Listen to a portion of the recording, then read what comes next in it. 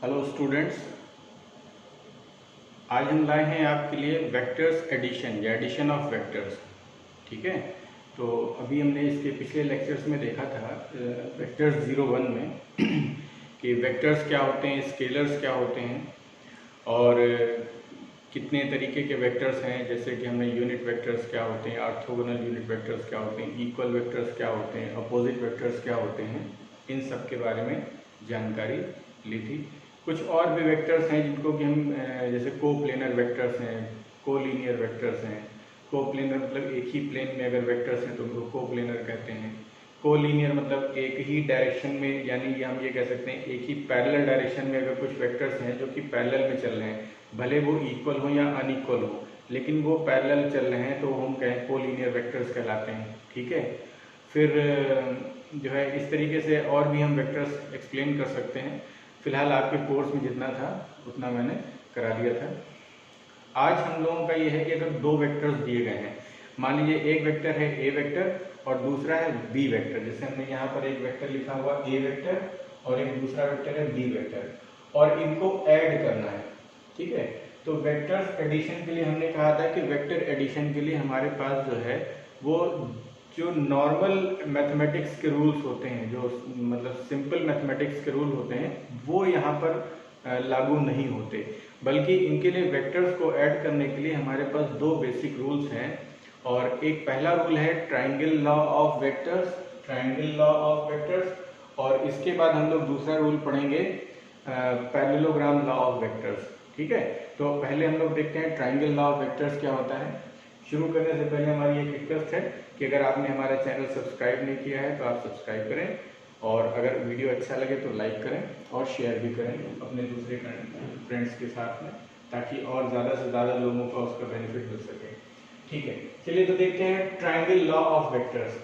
Triangle law of vectors में क्या होता है कि अगर दो वेक्टर्स हैं, किसी एक पॉइंट पर एक्ट कर रहे हैं, किसी एक पॉइंट पर ये एक्ट कर रहे हैं, और वो जो है क्या होता है कि अगर इन वेक्टर्स को किसी ट्राइंगल की दो जो ट्राइंगल है इनकी दो जो है जो साइड्स हैं, कि दो साइड्स, एक साइड ये होगी ट्राइंगल की और एक साइड ये होगी, अगर इन दो साइड्स के रूप में हम इसको व्यक्त कर सकें या रिप्रेजेंट कर सकें। ठीक है, दो साइड्स में इसको हम रिप्रेजेंट कर सकें, और ये दोनों साइड ये ध्यान रखना है कि एक ही ऑर्डर में हो। जैसे ये एक साइड ये हो गया, दूसरा साइड ये हो गया, तीसरा साइड ये हो गया, ये एक साइड हो गया, ये दूसरा साइड हो गया, ये तीसरा साइड हो गया। ठीक है, तो अगर हम एंटी क्लॉकवाइज चल रहे हैं तो एक पहला साइड, एक वेक्टर को हमने पहली साइड में लिया और दूसरे वेक्टर को दूसरी साइड में अगर रिप्रेजेंट करें, तो जो इसका रिजल्टेंट होगा, यानी कि दो वेक्टर्स हम ऐड करेंगे और ऐड करने के बाद जो इनका एक रिजल्टेंट मिलेगा, रिजल्टेंट का मतलब ये हुआ, आप ऐसे समझिए कि अगर ये दो वेक्टर्स होते हैं, हम इसको फोर्स के रूप में समझते हैं कि अगर ये दो फोर्सेस होते, एक फोर्स होता ए और एक फोर्स होता बी। ठीक है, तो हमने दो अलग अलग फोर्सेस जो है किसी एक पॉइंट पर हमने एक्ट का है, एक ही पॉइंट पर ये काम कर रहे हैं, और अगर हम इन दो फोर्सेस को हटा दें और हटा करके केवल एक फोर्स लगाएं, जिससे उतना ही प्रभाव पड़ेगा, उतना ही इफेक्ट पड़ेगा जितना कि इन दोनों को अलग अलग फोर्सेस को लगाने के कारण होता है। ठीक है, यानी हमने क्या किया, एक फोर्स हमारा ए है, एक फोर्स है बी। ठीक है, एक फोर्स ए है और एक फोर्स है बी। इन दोनों फोर्सेस को अगर हम किसी एक पॉइंट पर लगाते हैं, किसी एक पॉइंट पर कार्य करते हैं या किसी एक बॉडी पे एक्ट करते हैं, तो उनसे उतना ही प्रभाव उत्पन्न होगा जितना कि इन दोनों को हटा दें और केवल एक वेक्टर लगाएं या एक फोर्स लगाएं, जिसका मान जो है वो मान लीजिए r के बराबर है, तो ये उतना ही प्रभाव डालेगा जितना कि ये दोनों अलग अलग डाल रहे थे। तो हम इसे क्या कहेंगे, इसे रिजल्टेंट कहेंगे। ठीक है, तो यहाँ जैसे हम लोग दो अगर स्केलर की बात करें तो स्केलर में मान लीजिए दो 2+3 है, 2+5 है, तो इज इक्वल टू 7 हो गया, 2+5 इज इक्वल टू 7 हो गया। तो वहाँ सिंपल एक स्केलर में एक नंबर होता है या एक डिजिट होती है जिसको कि हम जोड़ देते हैं, ऐड कर देते हैं और सब्ट्रैक्ट कर देते हैं। ठीक है, लेकिन यहाँ पर क्या होता है कि यहाँ पर एडिशन में थोड़ा सा जो r की वैल्यू है वो थोड़ा अलग तरीके से आती है। कैसे आती है, इसमें ये कहते हैं कि अगर ये दो वेक्टर्स हैं और दो वेक्टर्स को ट्राइंगल की दो साइड्स के रूप में हम रिप्रेजेंट कर सकें, यानी कि इनके मैग्नीट्यूड को और इनकी डायरेक्शन को, दो वेक्टर्स जो हैं उनकी मैग्नीट्यूड और डायरेक्शन को अगर ट्राइंगल की दो साइड्स के रूप में हम इसको रिप्रेजेंट कर सकें, और ये ध्यान रखना है कि ये एक ऑर्डर में हो, एक ऑर्डर में हो। ऑर्डर का मतलब समझिए क्या है कि एक वेक्टर हमने यहाँ से स्टार्ट किया, ये हमारा इनिशियल पॉइंट है, यहाँ से स्टार्टिंग पॉइंट है, और ये स्टार्टिंग पॉइंट है, स्टार्टिंग पॉइंट है, और इस स्टार्टिंग पॉइंट से हमने चल करके स्टार्ट किया और एक वेक्टर ए खींचा। ए खींचने के लिए हम क्या करेंगे, मान लीजिए जितना ही मैग्नीट्यूड दिया होगा उतनी मैग्नीट्यूड की हम एक स्केल मान करके और एक लाइन जो है यहाँ पर खींचेंगे, यूनिट मानेंगे कुछ, और उसके बाद उसको मल्टीप्लाई कर देंगे, और मल्टीप्लाई करने के बाद ये एक वेक्टर हम बना लेंगे यहाँ पर। ठीक है, अब ये क्या होगा कि ये इनिशियल पॉइंट था या स्टार्टिंग पॉइंट था, तो यहाँ पर इसकी जो वेक्टर होगा इसकी टेल रहेगी, ये जो एरो बनाया है इसकी टेल रहेगी, और इसके हेड के पास पहुंचेंगे और वहां से देखेंगे कि वेक्टर जो है वो कितना एंगल बनाता है। ठीक है, इसकी लाइन ऑफ एक्शन से, यानी कि ये देखिए ये जो वेक्टर ए है इसकी लाइन ऑफ एक्शन ये हो गई। ठीक है, इसको हम आगे कहीं आगे पीछे कहीं पर भी दिखा दें, ये लाइन ऑफ एक्शन हो गई। इस लाइन ऑफ एक्शन से बी कितना एंगल बनाता है उतना एंगल यहाँ पर हम मेजरमेंट करेंगे, और उसके बाद हम स्केल लेते हुए एक वेक्टर को यहाँ से ड्रॉ करेंगे। ध्यान ये रखना है कि जो दूसरा वेक्टर होगा उसकी टेल यहाँ पर इसके हेड से, पहले वाले वेक्टर की हेड से दूसरे वाले वेक्टर की टेल को मिलाएंगे। ठीक है, ये वेक्टर की टेल है और ये इसका हेड है। अब क्या होगा कि ये वेक्टर ए हो गया, वेक्टर बी हो गया, ये त्रिभुज की दो संलग्न भुजाएं या दो क्रमागत भुजाएं कहेंगे, संलग्न ना कहकर बल्कि दो क्रमागत भुजाएं या दो ऐसी भुजाएं जो एक ही ऑर्डर में है। ठीक है, उनके द्वारा ये रिप्रेजेंट कर दिया गया, उनके साथ ही रिप्रेजेंट कर दिया गया। अब जो रिजल्टेंट होगा वो अपोजिट ऑर्डर में जाएंगे, इनका जो रिजल्टेंट होगा उसमें क्या करेंगे कि जो पहला वेक्टर यानी जो स्टार्टिंग पॉइंट था ये क्या है, फाइनल पॉइंट है, फाइनल पॉइंट हो गया, ये फाइनल पॉइंट हो गया। तो स्टार्टिंग पॉइंट से एक हम वेक्टर खींचेंगे, इसके स्टार्टिंग पॉइंट से फाइनल पॉइंट को मिलाते हुए एक लाइन खींचेंगे, यानी एक वेक्टर इसको मिलाएंगे, और ये जो वेक्टर आएगा यानी कि इसकी हम मैग्नीट्यूड मेजरमेंट कर लेंगे, और इसकी डायरेक्शन क्या करेंगे, डायरेक्शन हम यहाँ से यहाँ पर टेल रखेंगे, स्टार्टिंग पॉइंट पे टेल रखेंगे और फाइनल पॉइंट पर हेड रखेंगे। ठीक है, तो अब क्या हुआ कि एक ट्राइंगल बन गया, लेकिन ट्राइंगल में क्या हुआ कि जो ये दो वेक्टर्स थे ए और बी, जो गिवन वेक्टर्स थे, ये तो एक ही ऑर्डर में है, लेकिन जो रिजल्टेंट है वो ट्राइंगल में अपोजिट ऑर्डर में है, यानी इन दोनों या त्रिभुज को जो तीसरी भुजा है, ऐसे कह सकते हैं कि अगर दो वेक्टर्स हैं और उन्हें त्रिभुज की दो क्रमागत भुजाओं द्वारा परिमाण और दिशा में व्यक्त कर सकते हो, तो तीसरा वेक्टर जो यानी कि जो रिजल्टेंट होगा इन दोनों वेक्टर्स का जो रिजल्टेंट होगा, परिणामी होगा, परिणामी कहते हैं हिंदी में रिजल्टेंट को, परिणामी होगा, वो परिणामी त्रिभुज की तीसरी भुजा के बराबर होगा। अब त्रिभुज की अगर हम पूरा करेंगे तो त्रिभुज की तीसरी भुजा ये बनेगी, त्रिभुज की तीसरी भुजा के बराबर होगा, परंतु दिशा में विपरीत होगा। दिशा में देखिए विपरीत है, अगर होना तो ये चाहिए था कि ये क्रम है, ऐसे होना चाहिए था, ऐसे होना चाहिए था, तीसरा ऐसे आना चाहिए था वेक्टर, हेड यहाँ पर आना चाहिए था तीसरे वेक्टर का रिजल्टेंट का, लेकिन रिजल्टेंट क्या होता है वो अपोजिट डायरेक्शन में होता है। मैग्नीट्यूड तो वही रहेगा तीसरी भुजा के बराबर, लेकिन अपोजिट डायरेक्शन में होगा। ठीक है, देखिए यहाँ क्या लिखा है, if two vectors acting at A point are represented in magnitude and direction by the two sides of a triangle, दो साइड्स हैं ट्राइंगल की, उनके द्वारा रिप्रेजेंट कर रहे हैं, टेकन इन वन ऑर्डर, एक ऑर्डर में अगर हम इनको ले लें, then their resultant is represented by third side, तो इनका जो रिजल्टेंट होगा उसको हम थर्ड साइड के द्वारा रिप्रेजेंट करेंगे, third side of the triangle taken in the opposite order, जो ऑर्डर ये चल रहा था, ये अगर क्लॉक एंटी क्लॉकवाइज चल रहा था तो क्लॉकवाइज आएगा, जो ये वेक्टर आएगा ये अपोजिट डायरेक्शन में जाएगा, ऐसे जाएगा। ठीक है, तो ये है ट्राइंगल लॉ। अब इसमें जरूरी नहीं है कि आप कौन सा वेक्टर पहले ड्रॉ करोगे, यानी कि हमने क्या किया, पहले हमने एक वेक्टर ए को ड्रॉ किया, इसमें ए को ड्रॉ किया, उसके बाद हमने बी को ड्रॉ किया है।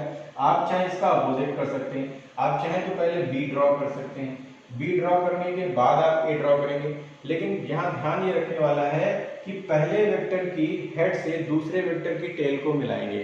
पहले वेक्टर की हेड को देखिए, यहाँ पर हमने इसको पहला वेक्टर माना है तो ये दूसरा वेक्टर हो गया, तो पहले वेक्टर की हेड से दूसरे वेक्टर की टेल को मिलाया है। अगर हम इसको पहला वेक्टर मानते हैं तो इसकी टेल को इससे मिलाना पड़ेगा। देखिए कैसे, मान लीजिए ये वेक्टर है, ये वेक्टर बी है, ठीक है, ये वेक्टर बी है और ये वेक्टर ए है, तो इसकी टेल से, इसकी हेड से इसके टेल को मिलाएंगे, ये हो गया ए वेक्टर, ये ए वेक्टर हो गया, बी वेक्टर। अब क्या है, पहले वाले वेक्टर की टेल से दूसरे वाले वेक्टर की हेड को हम मिलाएंगे, सीधी लाइन खींचेंगे। अब यहां से हम इसको तीर का निशान बनाएंगे, जहां से टेल रहेगी, यानी कि जो इनिशियल पॉइंट था, ये इनिशियल पॉइंट है, ये फाइनल पॉइंट है, तो इनिशियल पॉइंट से हम टेल रखेंगे और फाइनल पॉइंट पे हेड रखेंगे। इनिशियल पॉइंट पे यानी स्टार्टिंग पॉइंट पे हमने टेल रखा था रिजल्टेंट की, और फाइनल पॉइंट पे हेड रखा था, तो ये आर हो गया, आर वेक्टर हो गया, ठीक है। तो आर वेक्टर क्या हो जाएगा, R vector is equal to vector A plus vector B. यहाँ पर ये ध्यान रखिएगा, ये वेक्टर एडिशन का रिप्रेजेंटेशन है, वेक्टर ए में वेक्टर बी को ऐड किया गया है, तो हम लिखेंगे R vector is equal to A vector plus B vector, A vector plus B vector, इस तरीके से, ठीक है। अब यहाँ पर ये ध्यान रखना है कि यहाँ पर ये a प्लस बी ना लिख करके इसको हम लिखेंगे b प्लस ए, बल्कि यहाँ पर यहाँ अगर कहा जाए तो पहले वेक्टर b है, दूसरा वेक्टर a है, तो इसको a प्लस बी ना लिख करके हम लिखेंगे यहाँ पर b प्लस ए। लेकिन अगर हम ये इसका परिमाण देखें, यानी कि मैग्नीट्यूड देखें, इसका मैग्नीट्यूड और इसका मैग्नीट्यूड तो सेम आएगा, ठीक है, और डायरेक्शन भी सेम आएगी। अगर हम इसकी डायरेक्शन को देखें तो पैरेलल डायरेक्शन मिलेगी दोनों ही केस में, ठीक है। तो हम ये कह सकते हैं कि जो यहाँ पर इस ये वाला जो रिजल्टेंट है इसको हम आर डैश मान लें, इसको हम आर डैश मान लें, इसको आर अगर माना है तो इसको आर डैश मान लें, ठीक है। और उसके बाद जब हम देखते हैं कि ये जो है b प्लस ए है और ये a प्लस बी है, तो वैसे भी देखें तो a प्लस बी लिखो चाहे b प्लस ए लिखो, वैल्यू बराबर आनी चाहिए। लेकिन फिर भी अगर हम इसको स्केल से मेजर करें, देखें तो क्या होता है कि ये जो वैल्यू है आर डैश की, ये आर के बराबर आती है डायरेक्शन और मैग्नीट्यूड दोनों में। तो हम ये कह सकते हैं कि जो आर डैश है, vector R dash is equal to R है। तो हम ये कह सकते हैं कि यहाँ पर जो वेक्टर एडिशन यानी ट्रायंगल लॉ होता है, इसमें क्रम विनिमय नियम, जिसको कम्यूटेटिव लॉ कहते हैं, कम्यूटेटिव लॉ, क्रम विनिमय नियम,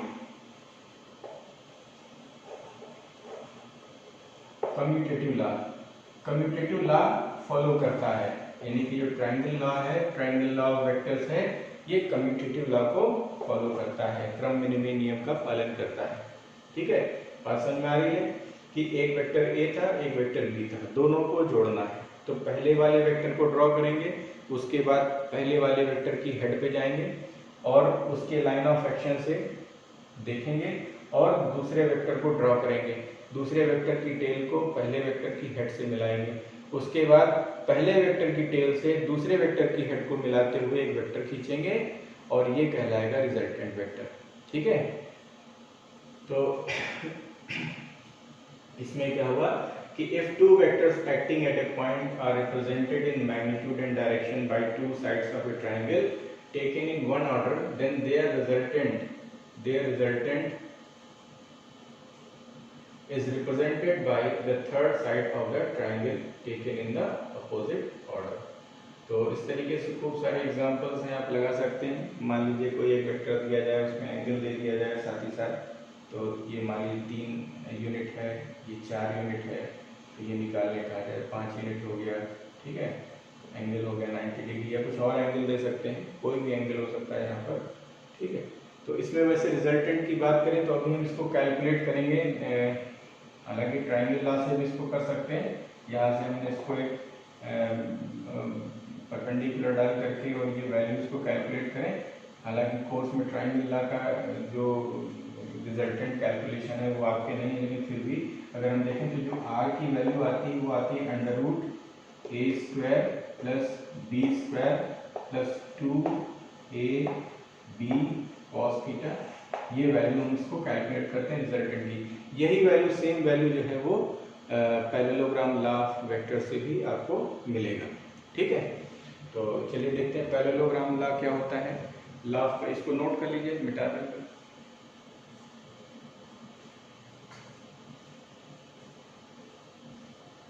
चलिए मिटा देंगे।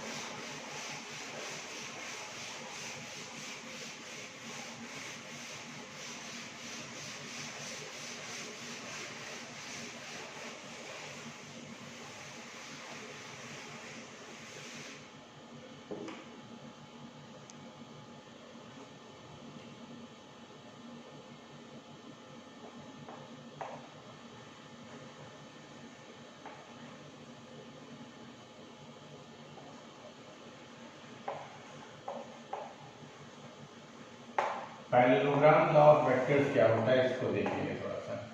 देखिए, अगर दो वेक्टर्स थे, यही वेक्टर्स ए और बी ले लेते हैं। एक वेक्टर है, मान लीजिए आपके पास ए वेक्टर है और एक वेक्टर है बी वेक्टर। ये दो वेक्टर्स हैं आपके पास, एक वेक्टर ए है और एक वेक्टर बी है। ठीक है, तो कहते हैं अगर ये दो वेक्टर्स हैं ए और बी, और इनको अगर हम एक समांतर चतुर्भुज यानी कि पैरेललोग्राम की दो आसन्न भुजाएं, यानी कि जो एडजेसेंट, जो वो क्या कहते हैं कि एक पॉइंट से होकर जाने वाली दो साइड्स हैं, उनके द्वारा अगर इसको हम रिप्रेजेंट कर सकते हैं, उनसे अगर हम इसको रिप्रेजेंट कर सकते हैं, तो इनका जो रिजल्टेंट होगा तो उस समांतर चतुर्भुज के यानी कि पैरेललोग्राम के उस डायगोनल के बराबर होगा जो कि उस पॉइंट से होकर के जाता होगा, साइड से होकर के जाता होगा। ठीक है, तो पहले समझ लेते हैं, डायग्राम बना लेते हैं, फिर हम इसको डेफिनेशन में लिखेंगे। देखिए, पहले मान लीजिए हमने एक वेक्टर हमारा ए था, हमने ए वेक्टर ऐसे ड्रॉ किया, ए वेक्टर ऐसे ड्रॉ किया। अब ये क्या है कि इसकी लाइन ऑफ एक्शन से मान लीजिए थीटा कोण बनाता है, थीटा कोण बनाता है। तो यहाँ से हम इसके इनिशियल पॉइंट पे, यानी कि जो यहाँ पर जो इसकी टेल है, पहले वेक्टर की जो टेल है, देखिए ट्राइंगल लॉ में क्या था कि हेड से टेल को मिलाते हैं, हेड टेल मेथड था वो, हेड से टेल को मिलाते थे। यहाँ पर टेल से टेल को मिलाएंगे।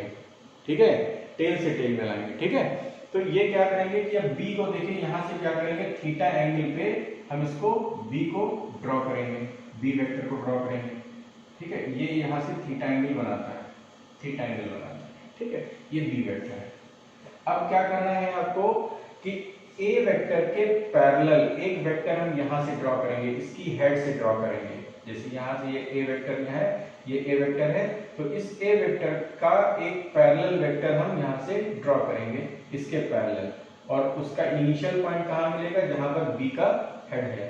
तो ये ऐसे ऐसे इसको हम ड्रॉ कर लें, डॉट डॉट करके बना लें।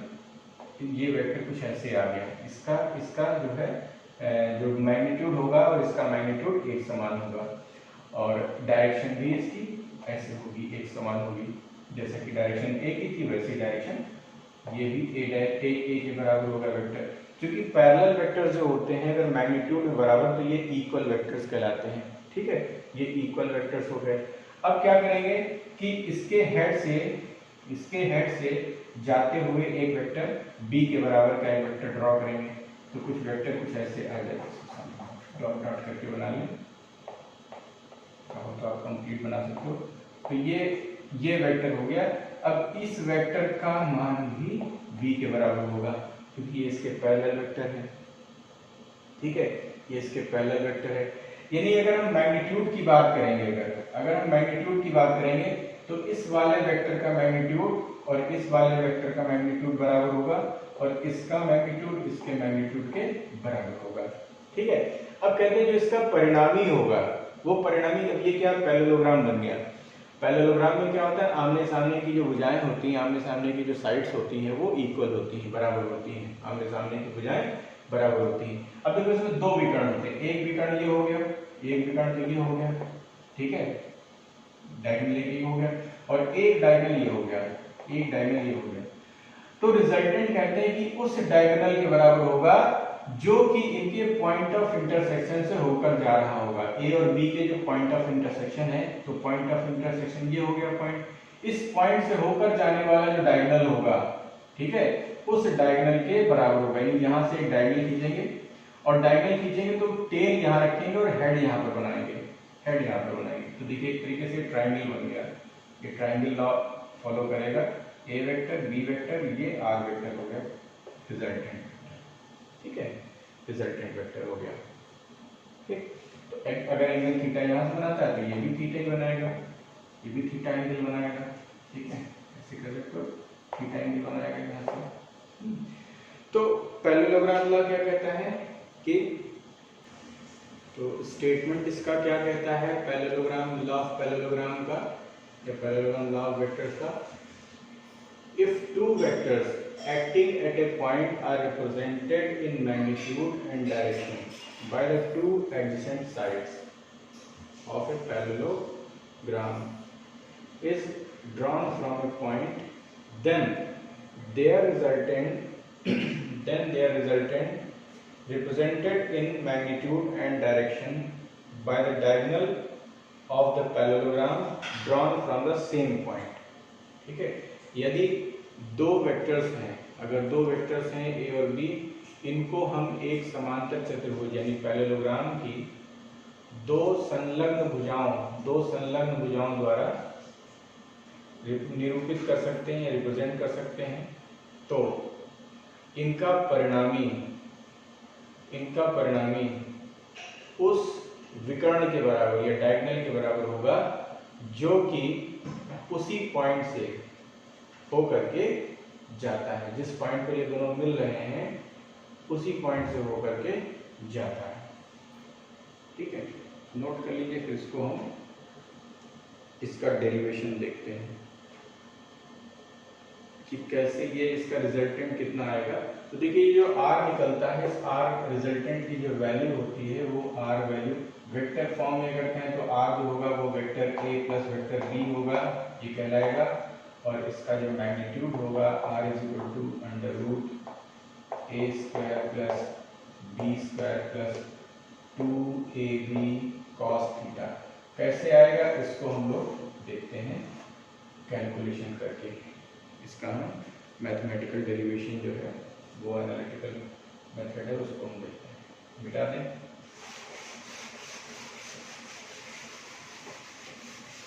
बहुत इंपॉर्टेंट है इसका डेरिवेशन एग्जाम्स के लिए पॉइंट ऑफ व्यू से, और इस पर न्यूमेरिकल भी काफ़ी बनते हैं। इंजीनियरिंग पॉइंट ऑफ व्यू से भी बहुत इंपॉर्टेंट है, मैकेनिक्स वगैरह के लिए वो क्वेश्चन बनते हैं पैरेललोग्राम लॉ से। आइए देखते हैं कैसे होगा। तो देखिए हमने क्या किया, सबसे पहले एक वेक्टर ए माना है, सबसे पहले एक वेक्टर ए ले लिया, ए वेक्टर है, और एक वेक्टर जो है वो बी वेक्टर है, एक बी वेक्टर है, ठीक है, बी वेक्टर है।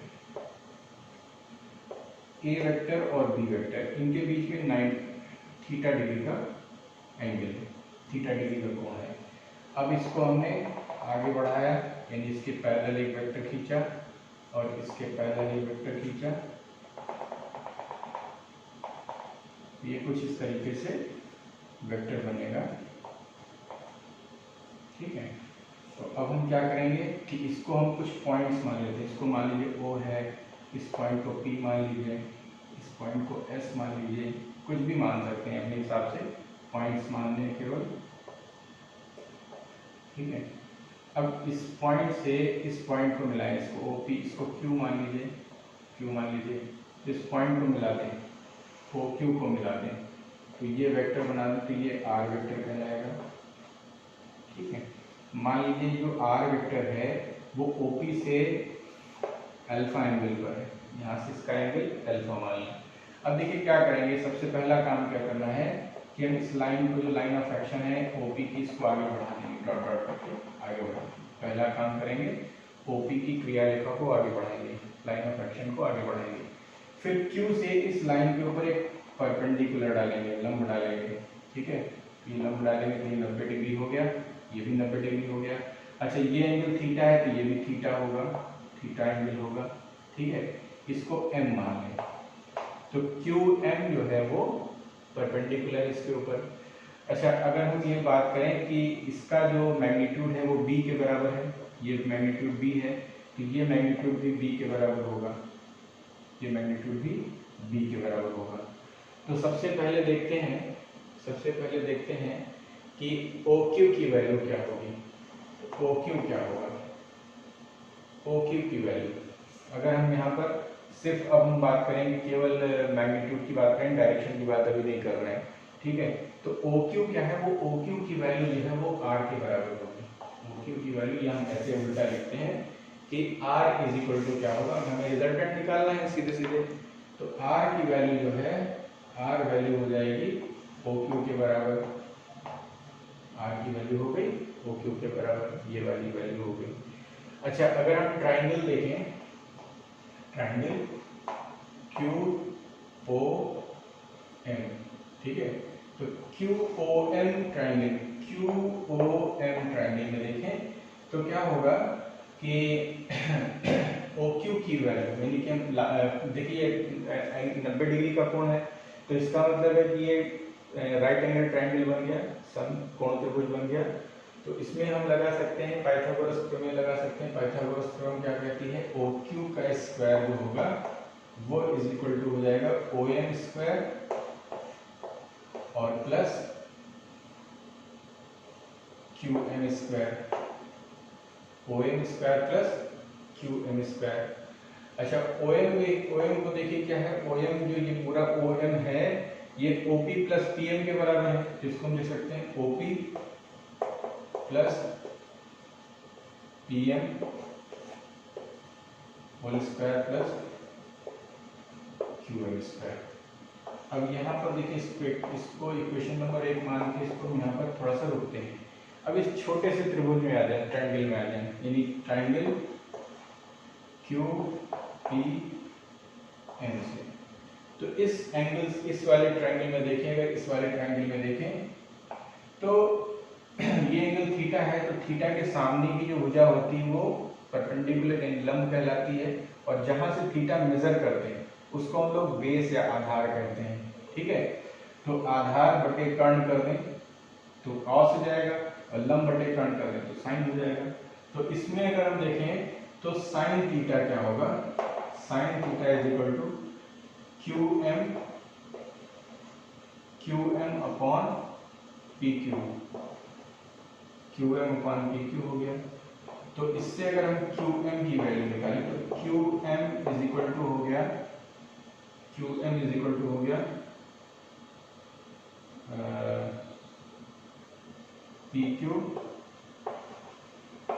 Sign theta, P Q sine theta, ठीक है। और इसी के साथ में अगर हम देखें कॉस थीटा क्या होगा, तो कॉस थीटा की वैल्यू अगर देखें तो हो जाएगा P M upon P Q, यानी P M is equal to हो जाएगा P Q cos theta, cross multiply कर दें, P Q cos theta is equal to P M हो जाएगा। अच्छा, पी क्यू कितना है, पी क्यू की बात अगर करें तो P Q is equal to B है, तो बी साइन थीटा, और ये हो जाएगा बी कॉस थीटा। तो हमें नोट कर लेना है कि पी एम की वैल्यू जो है वो बी कॉस थीटा है, और क्यू एम की वैल्यू जो है वो बी साइन थीटा है, ठीक है। तो कहीं इसको नोट कर लेते हैं, इधर किनारे साइड में यहाँ पर कहीं नोट कर लेते हैं कि Q M is equal to b sine theta और P Q is equal to, नहीं P M is equal to b cos theta. इसको मिटा दें,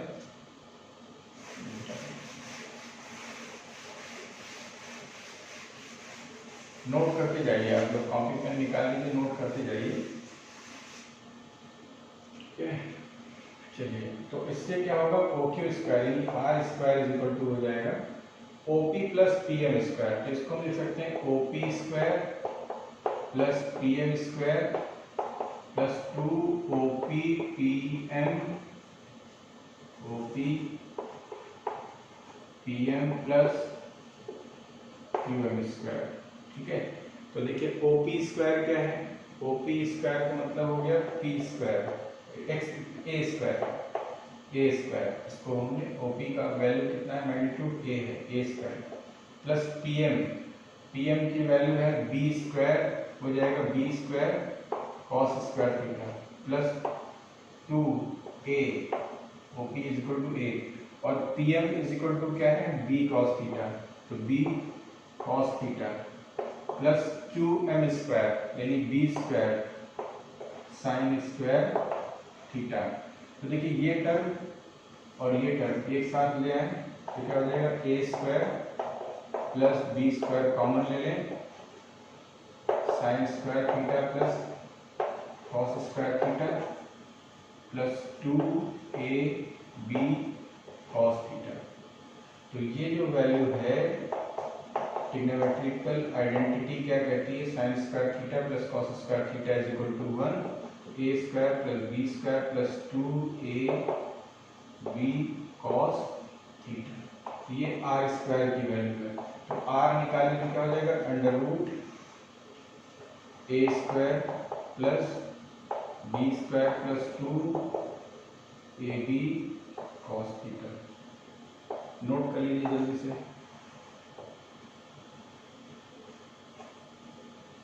A² plus B² plus 2AB cos theta का अंडर रूट जो है वो R के बराबर होगा, यानी रिजल्टेंट की वैल्यू आ गई A² plus B² plus 2AB cos theta का अंडर रूट। ठीक है, नोट कर लीजिए। अब ये देखते हैं कि अगर कोई ये पूछा जाए कि किसी एक वेक्टर से ये रिजल्टेंट कितने एंगल पे बनेगा, यानी कि ये A से कितने एंगल पे बनेगा या B से कितने एंगल बनेगा। मान लीजिए B से एंगल बीटा मान लें, बीटा एंगल बनाता है और A से अल्फा एंगल बनाता है। तो इस एंगल को हम कैसे निकालेंगे, आइए इसको देखते हैं।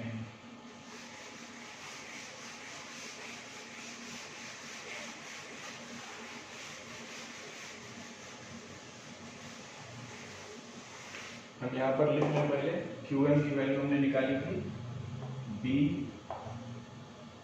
साइन थीटा और ये वैल्यू निकाली थी B कॉस थीटा। ये वैल्यू B कॉस थीटा है, ये B साइन थीटा है।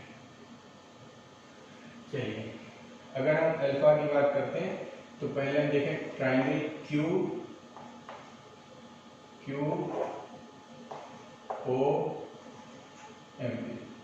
QOM की बात करें अगर, तो QOM में आपका आधार लें OM अपॉन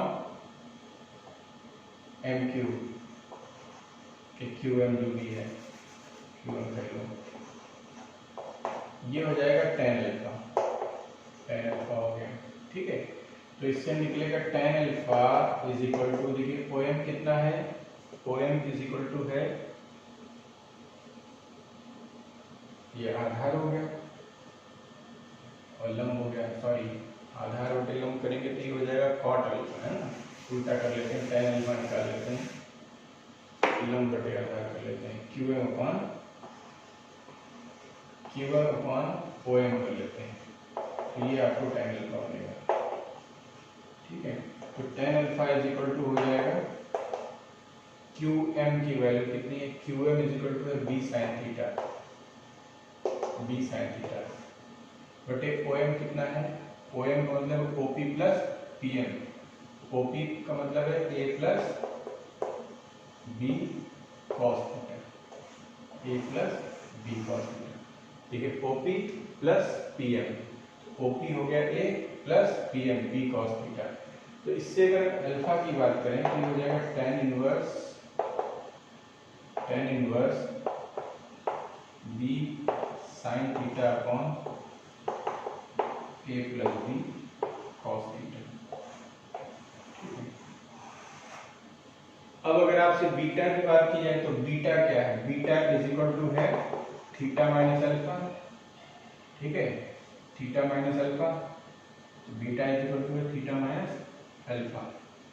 तो अल्फा इज इक्वल टू हो जाएगा, अल्फा इधर तो बीटा माइनस थीटा हो जाएगा।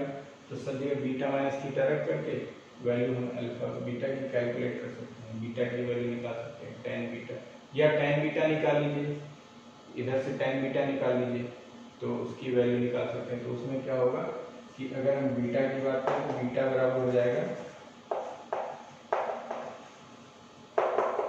tan इनवर्स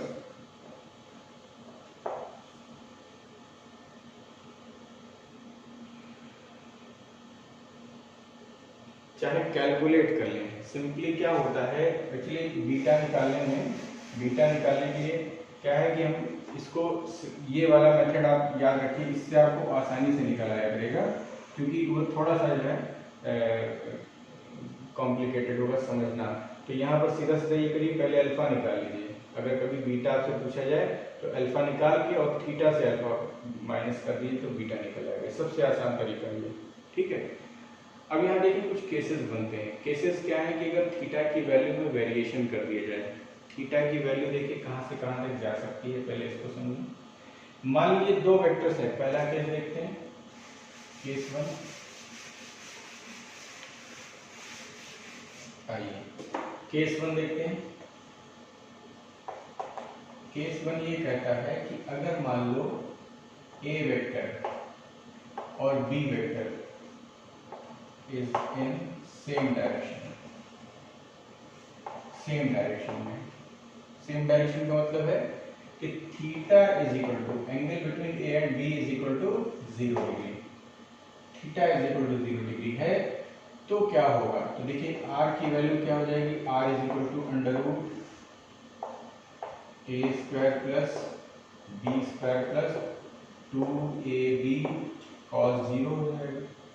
cos 0 की वैल्यू होती है 1, तो ये हो जाएगा A square plus B square plus 2ab, और इसको हम लिख सकते हैं a प्लस बी का होल स्क्वायर, इसका अंडर रूट कर देंगे, तो ये हो जाएगा a प्लस बी। तो जब थीटा 0 होता है, यानी कि वेक्टर्स दोनों एक ही डायरेक्शन में होते हैं, तो देखिए कैसे होंगे, जरा इसको समझिएगा। एक वेक्टर a है, ये a वेक्टर है, और दूसरा वेक्टर भी इसी डायरेक्शन में b है, ठीक है, और इनको ऐड करना है। इनको अगर हम ऐड करेंगे तो क्या होगा कि हम इसको ऐसे बनाएंगे, पहले a खींचेंगे, जहां से a खत्म होगा वहीं से हम b खींचेंगे, ठीक है। अब इसके इनिशियल पॉइंट से इसके फाइनल पॉइंट को मिलाएंगे, वेक्टर बनाएंगे, तो कुछ ऐसे वेक्टर आएगा ये वेक्टर, ठीक है, इतना बड़ा वेक्टर r आएगा। तो r की वैल्यू क्या हो जाएगी, a प्लस बी के बराबर हो जाएगी, a plus B, r is equal to a plus B. मान लीजिए 5 यूनिट ये है, 3 यूनिट ये है, तो 5 3 8 यूनिट का एक रिजल्टेंट वेक्टर मिलेगा। सिंपल इसमें एडिशन हो जाएगा इनके मैग्नीट्यूड्स का, ऐसे केस में अगर एंगल 0 है।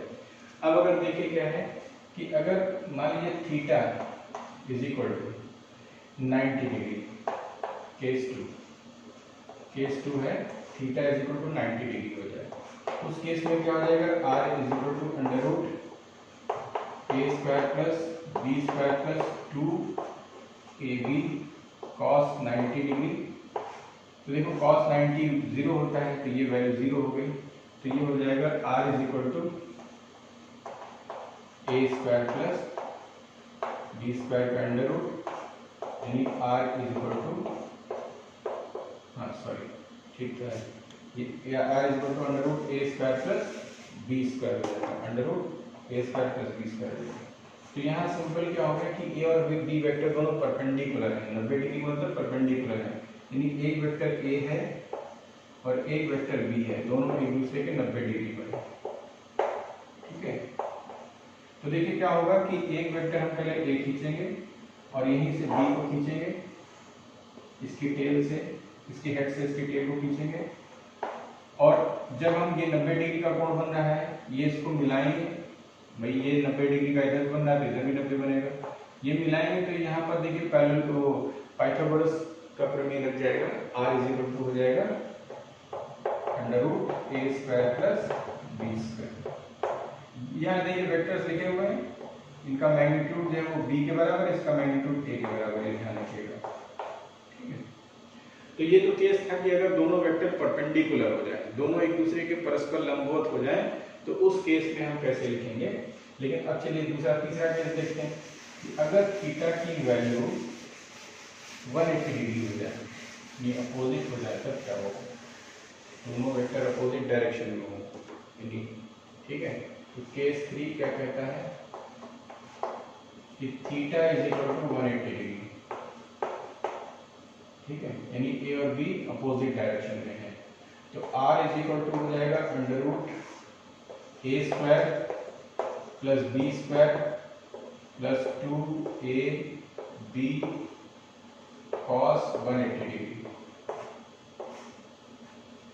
180 डिग्री। तो cos 180 डिग्री कितना होता है? -1 होता है, ठीक है। तो ये हो जाएगा a square plus b square, और ये -1 होता है तो ये हो जाएगा -2ab, ठीक है। तो इससे हम r की वैल्यू निकालेंगे तो a माइनस बी का होल स्क्वायर बनेंगे, तो अंडर रूट लगा तो स्क्वायर हट जाएगा, तो r इक्वल हो गया a माइनस बी। यहाँ ध्यान रखिएगा अगर a बड़ा है तो, ठीक है, अगर b बड़ा होगा तो b माइनस a हो जाएगा, ठीक। तो r equal to a minus B आया। जैसे समझिए 5 यूनिट का एक वेक्टर भी था, ये वेक्टर था इस दिशा में, और एक वेक्टर था इस दिशा में, मान लीजिए 3 यूनिट का, ठीक है। ये बी वेक्टर है, बी वेक्टर ऐसे था 3 यूनिट का है, 3 यूनिट है, और ये है 5 यूनिट। तो अब इसको ड्रॉ करेंगे तो क्या करेंगे, पहले हम यहाँ ए को ड्रॉ करेंगे, इसकी टेल, इसकी हेड से दूसरे की टेल को मिलाएंगे, जब टेल को मिलाएंगे तो ये यहाँ तक आ जाएगा, ठीक है। अब इस पॉइंट को इस पॉइंट से मिलाएंगे, वेक्टर खींचेंगे, तो ये जो वैल्यू बचेगी वो 2 यूनिट बचेगी, ठीक है। इसका मतलब क्या हुआ कि अगर वेक्टर्स अपोजिट डायरेक्शन में हो तो घट जाते हैं। वेक्टर अगर अपोजिट डायरेक्शन में हो, 180 का मतलब होता है अपोजिट डायरेक्शन, अगर वेक्टर्स अपोजिट डायरेक्शन में हो तो घटेंगे, सेम डायरेक्शन में होंगे जुड़ेंगे, सेम डायरेक्शन में होंगे जुड़ेंगे, यानी उनका मैग्नीट्यूड जुड़ेगा, और अगर अपोजिट डायरेक्शन में है तो मैग्नीट्यूड घटेगा, ठीक है। ये ध्यान रखना है आपको। और परपेंडिकुलर होगा तो सेम पाइथागोरस प्रमेय से जैसे निकलता है, पाइथागोरस थ्योरम जो वैल्यू निकलती है उसी तरीके से हम यहाँ पर इससे हम वैल्यू निकाल सकते हैं, ठीक है। तो ये हमेशा ध्यान रखना है, इस फार्मूले को हमेशा ध्यान रखिए, बना के याद रखिए कि r is equal to under root a square plus b square plus 2ab cos theta. Most important formula है, एकदम आपको हमेशा याद रखना है, under root a square plus b square plus 2ab cos theta, ठीक है। तो ये तो था आपका law of parallelogram of vectors या पैरेललोग्राम लॉ ऑफ वेक्टर्स। अब इसके नेक्स्ट लेक्चर में हम लोग इसके कुछ प्रॉब्लम्स देखेंगे, कुछ न्यूमेरिकल्स लगाएंगे, और इसके बाद देखेंगे हम लोग सब्ट्रैक्शन कैसे करते हैं, वेक्टर्स को सब्ट्रैक्ट कैसे किया जाता है। 2 वेक्टर्स हैं, एक वेक्टर a है और एक वेक्टर b है, और उनको सब्ट्रैक्ट करना हो तो कैसे हम सब्ट्रैक्शन करेंगे। सब्ट्रैक्शन के लिए कोई अलग से रूल नहीं है, बल्कि इसी पैरेललोग्राम लॉ का इस्तेमाल करेंगे। इसी रूल में हम क्या करेंगे कि b वेक्टर को हम अपोजिट करके और इसकी वैल्यू रखेंगे, इसको हम ड्रॉ करेंगे और उसके बाद हम वैल्यू निकालेंगे, ठीक है। तो नेक्स्ट लेक्चर में हम लोग देखेंगे, कुछ न्यूमेरिकल्स करेंगे और सब्ट्रैक्शन ऑफ वेक्टर्स देखेंगे, ठीक है। Thank you, all the best.